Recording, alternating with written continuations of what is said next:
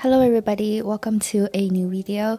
Today I want to show you my favorite painting exercises that helped me to improve in the past years.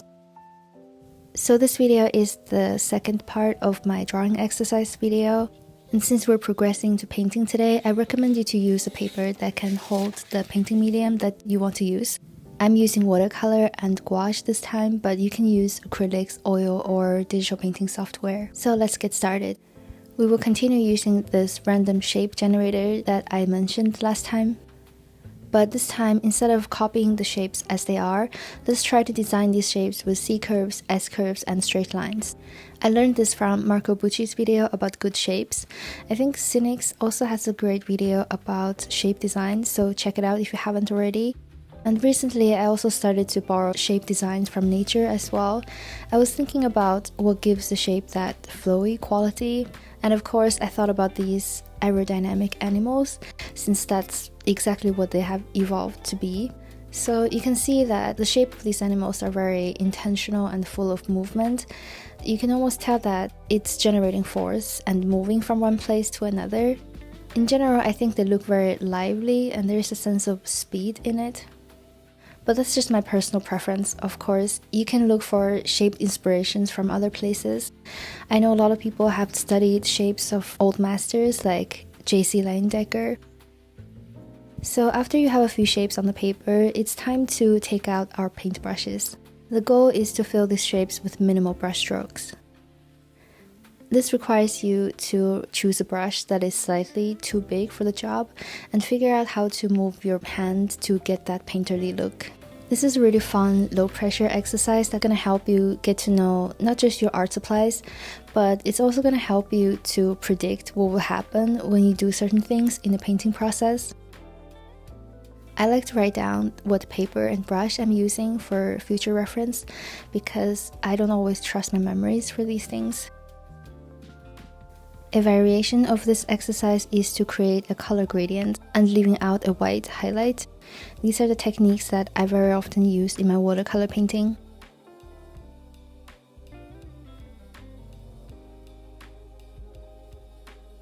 And for gouache, I sometimes like to have a visible brushstroke with two different colors that are not completely mixed together before I put them down. So this is when you can divert this exercise to whichever techniques you're trying to incorporate in your work. And remember that there's no way to fail this because this is about exploration. It might look like it doesn't make much sense, but the whole point is for you to discover something that you didn't know before.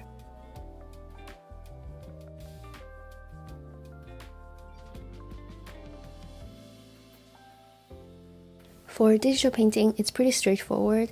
With the help of a lasso tool and so many different brushes and blurring tools, the possibilities are endless, which is not always a good thing.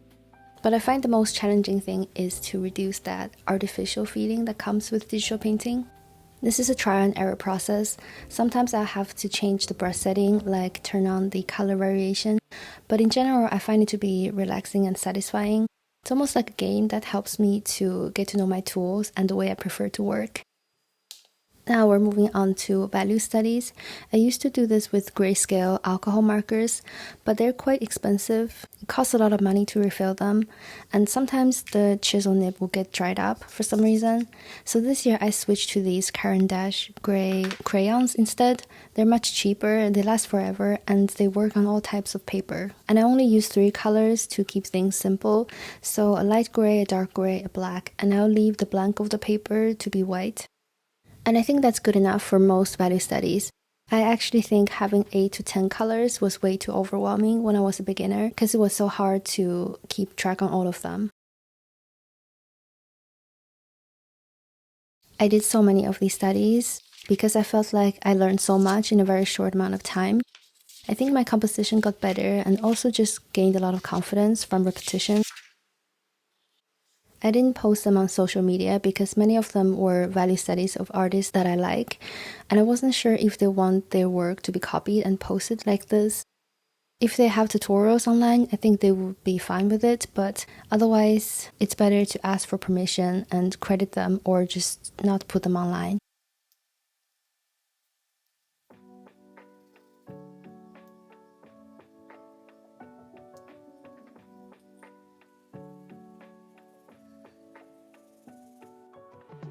The next thing is probably the most exciting part, in my opinion.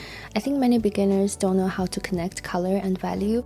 I heard many art schools teach the grisaille technique, which is like painting color over the value sketch.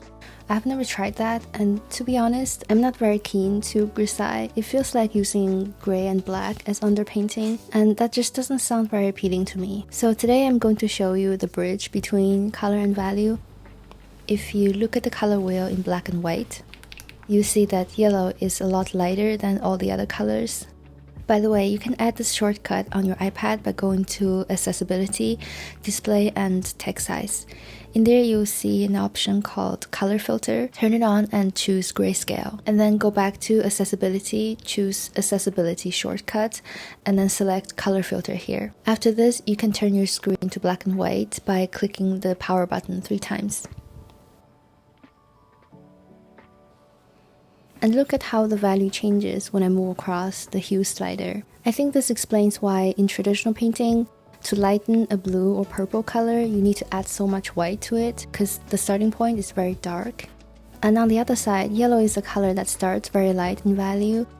And the interesting thing is that we don't associate a very dark saturated yellow as yellow. I think most people would call this color brown.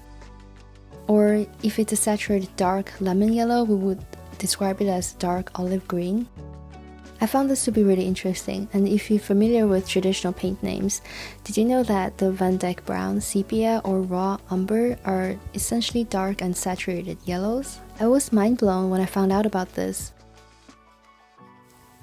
I guess in the English language, we associate yellow with brighter, warmer, and shiny colors, and yellow ochre is probably as dark as it goes. Further darker than that, we would describe it as something else. Anyway, I just thought that was interesting.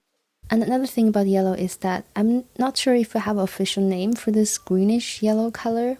I've heard people describe this color as disgusting, and I'm not sure if that's fair. I think it's very similar to my watercolor green gold, and I really love that color. I see this color very often in landscapes, and it's also very beautiful for painting the shadow part of blonde hair. I think I'm gonna name this color Golden Kiwi because it reminds me of that. So that's just some random thoughts about colors that we don't have a name for.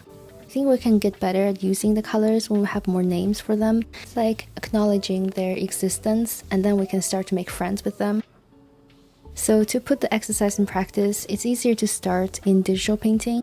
What you need to do is to choose a random color, random hue, and make a judgment about where do you think it belongs next to the value scale. This is also why I like the 4-step value scale for beginners. There is only light gray, dark gray, black and white for you to choose from. So it's much less confusing, and as you get better, you can move to a more complicated value scale. And this exercise is also really great for your observational skill because when you put down a random color next to a color with different hue and saturation, it's so hard to tell if it's darker or lighter than its surrounding. This exercise is gonna train your eye for that. I still struggle with this sometimes, but I think I improved quite a lot. And I say this is easier to do in digital painting because you don't have to deal with the color mixing and drying shift. So if you like to paint with gouache or trying to get better with it, I strongly recommend to give it a try because it is a medium that the light colors dry darker and dark colors dry lighter. It can easily get very chaotic if you're not familiar with it. So doing this exercise in gouache is like calibrating your brain to get used to that drying shift. Don't worry too much if your first try doesn't look very nice. This is how I did the first time. I just didn't know that you need so much white to keep the value light. But it did turn out much better the second time I tried it. Another thing you will learn from this is what happens when you try laying paint over other colors, which is another tricky thing about gouache.